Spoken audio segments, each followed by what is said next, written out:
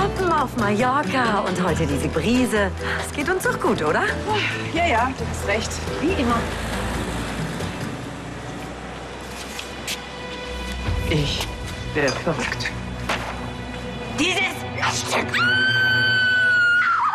Oh Gott! Was ist? Wir sind in der Glanz und Gloria!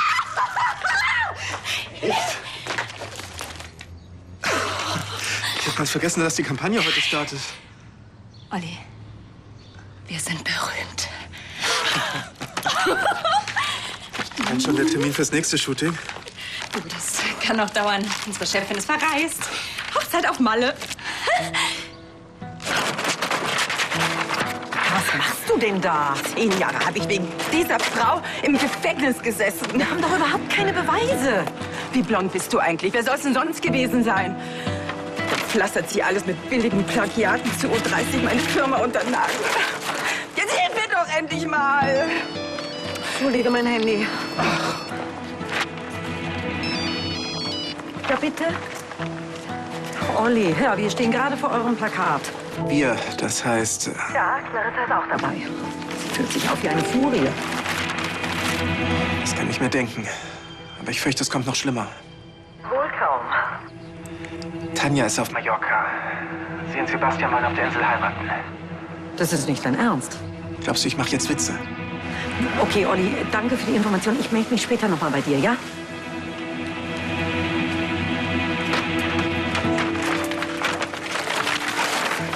Jetzt hör doch mal auf. Wir werden ja noch wegen Vandalismus verhaftet. Die mir in die Finger kommt, werde ich aus einem ganz anderen Grund verhaftet.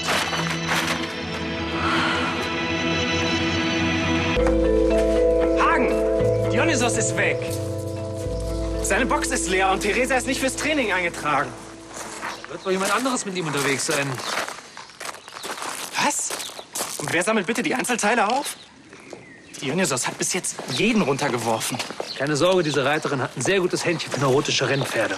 Dana? Hat das doch mit den orthopädischen Stiefeln geklappt? Dein Schweizer Schuhmacher ist ein Genie. Danke nochmal für den Tipp, oder?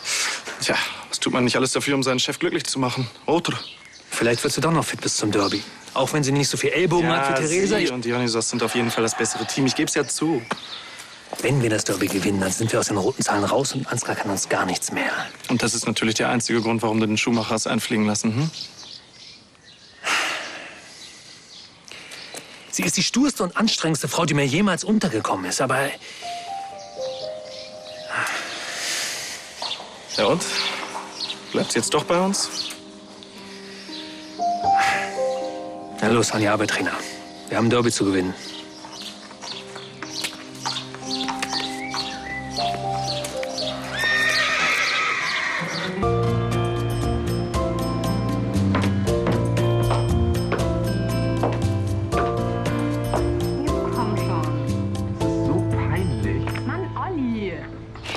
Dieses Plakat hängt jetzt überall.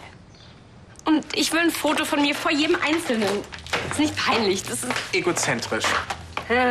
Was auch immer.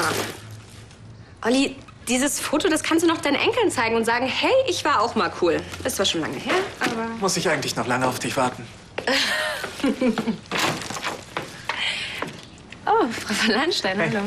Tag, ist Dana hier? Sie wollen jetzt aber nicht wieder eine Schlägerei anfangen, oder? Weil wir haben gerade aufgeräumt und ich musste helfen, obwohl ich mir eigentlich die Fingernägel lackieren wollte. Ich möchte nur mit meiner Schwester reden. Ich habe gehört, sie hat gekündigt. Sie ist gerade auf dem Gestüt und holt ihre Sachen. Sie glauben aber nicht noch immer, dass sie sich ihren Mann krallen will, oder? Dana heult sich seit Wochen die Augen aus. Hey, wenn du dich beeilst, dann kannst du vielleicht verhindern, dass sie das Gestüt verlässt. Danke.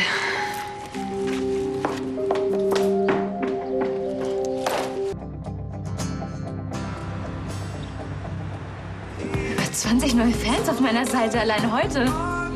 Wie geil ist das denn? Gratuliere. Was ist? Du hast 173 neue Fans. Bitteschön. Sag mal, du hast dich nicht ernsthaft vor jedem Plakat in der Stadt fotografieren lassen? Wovor denn sonst?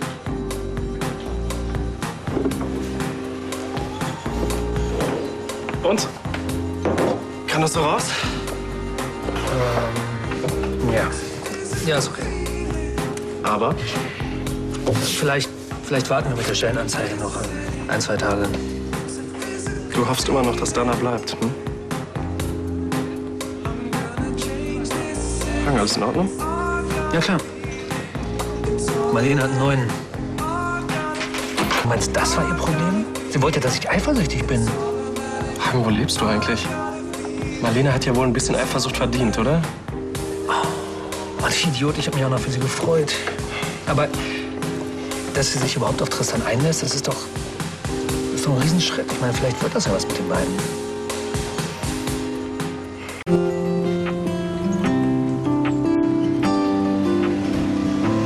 Hey, Hey, Hi. machst du mir einen doppelten Espresso, bitte? hast du heute noch was vor? Oder hast du einen Preis gewonnen? Schön wär's. Ich war gerade bei der Bank, weil ich wissen wollte, wie viel Geld ich überhaupt habe. Und? Naja, geht so. Ach komm, die gehört doch die Hälfte von dem Haus. Die wird doch wohl was wert sein. Ich weiß aber nicht, wie viel. Und das weiß die Bank auch nicht. Deshalb kommt heute ein Gutachter vorbei, der das Ganze mal schätzen soll. Der was schätzen soll. Das Haus. Aber ich dachte, du und Olli, ihr wolltet nach der Scheidung das Haus nicht anrühren. Das will ich ja auch nicht. Eigentlich. Deswegen lässt du es auch schätzen. Seit Ansgar die Enterprises leitet, warte ich jeden Tag darauf, dass er kommt und sagt, Leute, wir machen den Laden dicht. Ja, Mann, da ist die Tür. Und wenn wir das Derby nicht gewinnen, dann wird das auch genauso passieren. Und deshalb will ich wissen, was ich in der Hinterhand habe. Nur so für alle Fälle. Es wäre übrigens nett, wenn ihr das Olli nicht direkt auf die Nasen bilden würdet. Alles klar, ich halte mich da raus. Tu ich auch. Ich habe keine Lust, bei den beiden zwischen den Fronten zu stehen. Da wird ja scharf geschossen. Ja, danke. Tja, aber es fühlt sich jetzt trotzdem für dich so an, als würdest du Olli hintergehen. Ich hasse es. Sag mal, was hältst du davon, wenn ich bei diesem Gutachter da mal mitlaufe? Nicht, dass er irgendeinen Vollidioten schickt, der keine Ahnung hat. Wie war das mit den Fronten? Wozu hat man denn gute Freunde?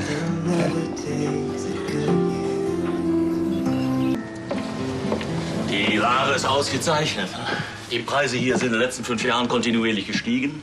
Dann steht es noch an einer sehr günstigen Stelle, hat eine gut laufende Pension, ein bekanntes Lokal. Ja, aber mir gehören nur 50%. Nur aufgrund der Lage sollte dann schon eine schöne Summe zusammenkommen. Haben Sie vor, Ihre Hälfte zu verkaufen? Nein, ich muss nur eventuell eine Hypothek drauf aufnehmen. Ach, musst du das? Kommen Sie, ich zeig Ihnen mal den Dachboden, dann können wir uns ja von oben nach unten durcharbeiten. Ich komme später nach. Gut, fangen wir an. Wer war das? Das ist Herr Hähnel, ein Gutachter von der Bank. Gutachter, aha. Du willst also wissen, wie viel das hier alles wert ist? Olli, komm schon. Lass uns das bitte in der WG besprechen, ja? Da bin ich ja gespannt. Vor ein paar Tagen hast du schon mal überlegt, ob ich dich auszahlen soll. Und wie hast du reagiert? Genauso wie jetzt. Ja, weil ich dachte, wir wollen eine einvernehmliche Scheidung. Zumindest wollte ich das. Das will ich doch auch, Olli. Deswegen ist dieser Hähnel hier. Um mal ganz einvernehmlich zu klären, wie viel das Haus wert ist. Der Hähnel ist nur hier, um zu sehen, wie viel Geld ich habe. Wie hätte ich dir das denn bitte sagen sollen? Olli, ich würde gerne wissen, wie viel Geld ich habe. Würdest dir was ausmachen, wenn jemand kommt und das Haus schätzt? Ganz einfach. Wie wäre deine Reaktion darauf gewesen? Was soll ich denn machen, Olli? Mein Job hängt am seidenen Faden und da muss ich einfach wissen, was auf meiner Habenseite steht. Es tut mir leid. Mann, ich bin gerade das totale Nervenbündel. Ich habe immer noch keine Ahnung, ob ich wegen dieser blöden Glücksspielgeschichte demnächst so eine Konzession dastehe. Ja, und da liegen die Nerven blank, ich weiß. So, Leute, ich muss los. Der Typ scheint auf jeden Fall fähig und fair zu sein. Ich drück die Daumen. Ach, und gib mal Bescheid, wie es gelaufen ist. Alles klar, danke dir.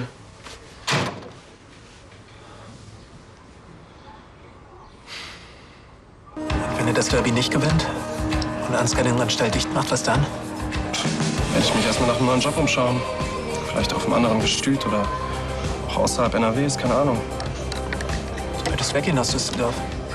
Irgendwovon muss ich ja leben. Und dich selbstständig machen, oder? Ja, mit einem eigenen kleinen Gestüt. Aber dafür braucht man jede Menge Holz. Hey, wenn ich's geschafft habe, das No Limits nicht in Ruin zu treiben, dann kannst du doch auch ein Gestüt leiten. Meinst du? Ja klar, wenn nicht du, wer dann? Ich hoffe echt, dass sie dir die Konzession lassen. Das No Limits ohne dich, das geht ja gar nicht. Wir sind echt zwei Mädels. Die jammern hier rum. Der eine, weil er nicht weiß, ob er seinen Job behält, und der andere, weil er nicht weiß, ob er seinen Laden behalten kann. Ja, dann macht deinem Namen mal alle Ehre, Christian Mann. Ich hätte echt nicht gedacht, dass mein Leben mal so kompliziert wird.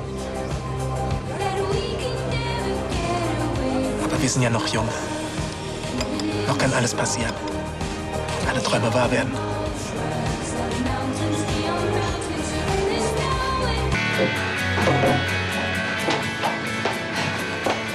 Hey. Ich fasse es nicht, wie geschmacklos die Menschen sein können. Wieso? Was ist passiert? Also ich gehe die Straße entlang und sehe ein Plakat von Incest. Und weißt du was? Die haben mir einen Schnurrbart drauf gemalt.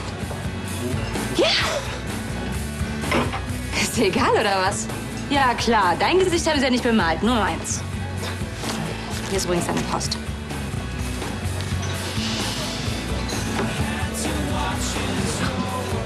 Glaubst du, da ist ein Brief von der Staatsanwaltschaft dabei? Mal schauen.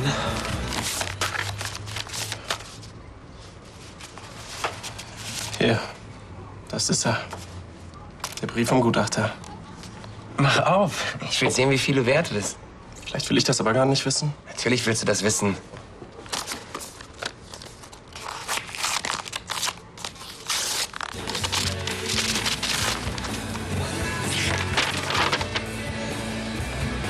Und?